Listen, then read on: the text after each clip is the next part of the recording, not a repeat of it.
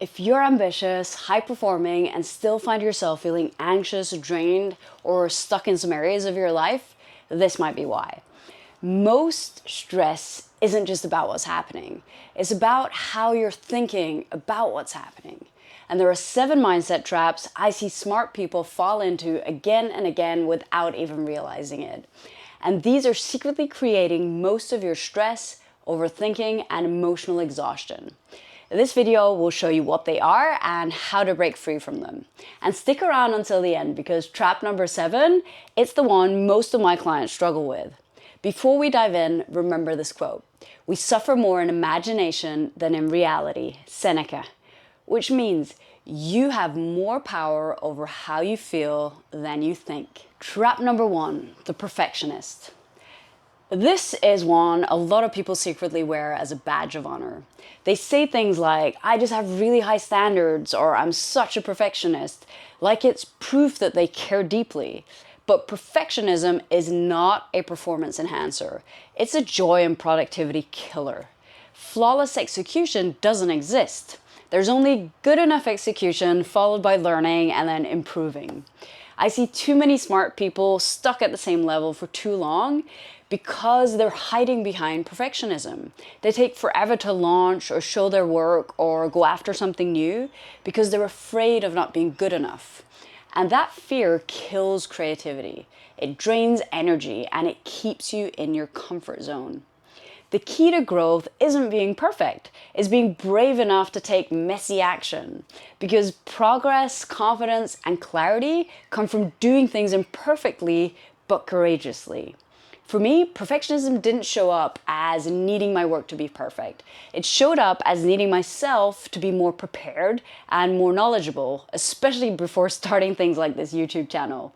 But then I asked myself, do I know enough to help someone? And the answer was yes. I help people with these things every day. I've been doing it for years and I've mastered it myself. I just needed to get out of my own way. If you struggle with this mindset trap, here are some questions that you can ask yourself. What does done look like? When is it good enough for a launch or feedback? What am I really afraid will happen if it's not perfect? If I take 100% responsibility for my behavior and don't blame circumstances or other people, what's the real reason I'm not taking action or taking the next step right now? Number 2, the fortune teller. This one's sneaky because it often feels like caution or preparation, but really it's low-key self-sabotage. The fortune teller trap is when you assume you already know what's going to happen, so you don't even try. How many times have you wanted to start something, maybe a new career path, a project, or asking someone out, but your brain went, "It won't work anyway. I'm too old to switch now. They probably wouldn't want someone like me." And then you stopped. Even though you had no actual evidence that your thought was right. It was just fear. I see this all the time with leaders and business owners. They'll talk about a dream they've had for years, but end the sentence with, "It's probably too late now." Or they've had a lot of success in business, but want to have more time and energy for other parts of their life. But they think that if they take a step back from the business and do less or delegate more work, then the business won't be as successful. But you're just predicting a negative potential future without imagining a positive one as well. To break this trap, ask yourself, what's the best case scenario? Has anyone with less resources than me done something like this before? What would I do if I believed it could go right? And if you're stuck in worst case scenario mode, then call out one friend who's unrealistically optimistic and borrow their lens for a minute. You will be amazed at what becomes possible. Trap number 3, the mind reader. This one. So many people fall into this one without even realizing it. Let me tell you a story. I once said hi to a colleague when they came to work in the morning. They barely acknowledged me, they didn't make any eye contact, just grabbed their stuff from their bag and walked out again. Immediately, I thought, did I say something wrong? Are they mad at me? They probably don't like me that much. That loop ran in the background all morning.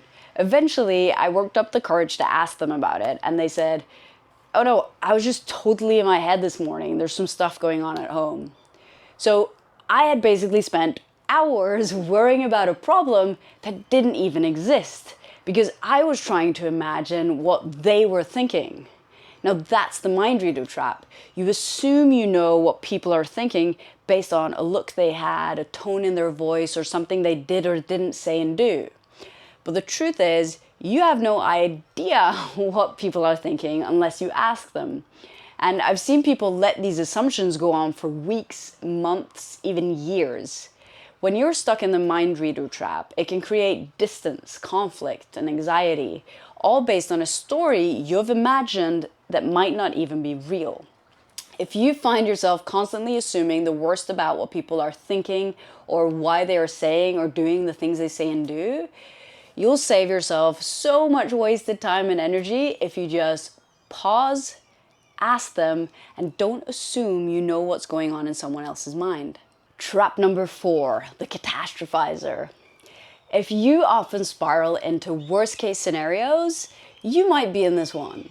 Catastrophizing is when you take a small or uncertain thing and then just mentally jump straight to all the things that could go wrong. One mistake at work equals, I screwed up everything. One missed workout means I'll never get in shape. One awkward moment means now they think I'm an idiot. It's fear and anxiety in overdrive. A client of mine wanted to change some health habits, but was scared to shift his routines because he thought it might hurt the way he bonded with his adult kids over food and drinks.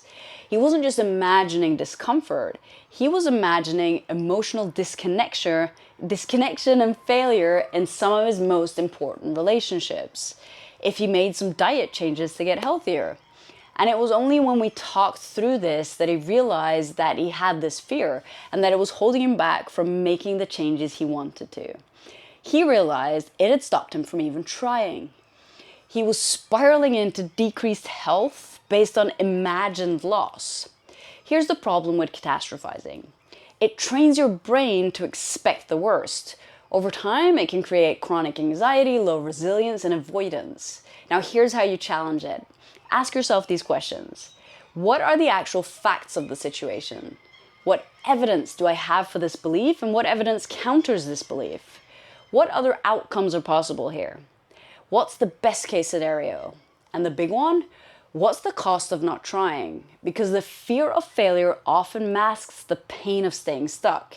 And the cost here over time can be huge, and it might not be one you're willing to make. Trap number 5, the blamer. This one hits deep because it feels valid in the moment. You're stressed because of work. You're anxious because of how someone treated you. You're overwhelmed because life's just too much right now. But here's the hard truth. When you blame your emotional state on other people or circumstances, you give your power away. Now, I used to live here.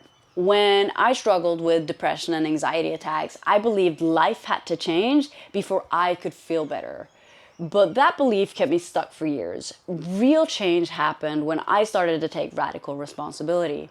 I learned how to shift my emotional state without needing anything outside of me to change. And that was real freedom. Radical ownership means no blame, no excuses, and no waiting for anyone else to fix it. Even if something's not your fault, it's still your responsibility how you respond. You can't always control what happens, but you can always control the story you tell yourself, the state you're in, and the next step you take. So some questions you can ask yourself if you're stuck in this trap is, what can I do right now to change how I feel? What can I do to change this thing I wish was different? If you don't like your job, change the way you work. Apply for something else or start a different business. If you're unsatisfied in your relationships, work on improving them or find relationships that are more aligned with your values. If you don't like how you feel, learn how to change your emotional states and bring more joy into your life. There's always something that you can do to make the changes in your life that you really want. Don't wait around for people or circumstances to change. Change starts with you. So take back your power and take action. Trap number 6, the dictator. This one's sneaky because it sounds like discipline, but it's really anxious control. The dictator shows up as rigid inner rules and often feels like someone else is imposing those rules on us. I should exercise every day. I have to work long hours to succeed. I should eat healthy. I must always be productive. But here's the truth. Most of those rules, you didn't even choose them. They were passed down to you from parents and teachers and society, and now they're running your life in the background. Some of them might even align with your values, but if you feel guilt, shame, or resistance around them, that's a sign that something might be off. And here's what's crazy. Even the things that you want, like moving, eating healthy, and resting so you can feel energized and great, can feel oppressive when they're wrapped in should. People hate being told what to do, even if we're the ones doing the telling.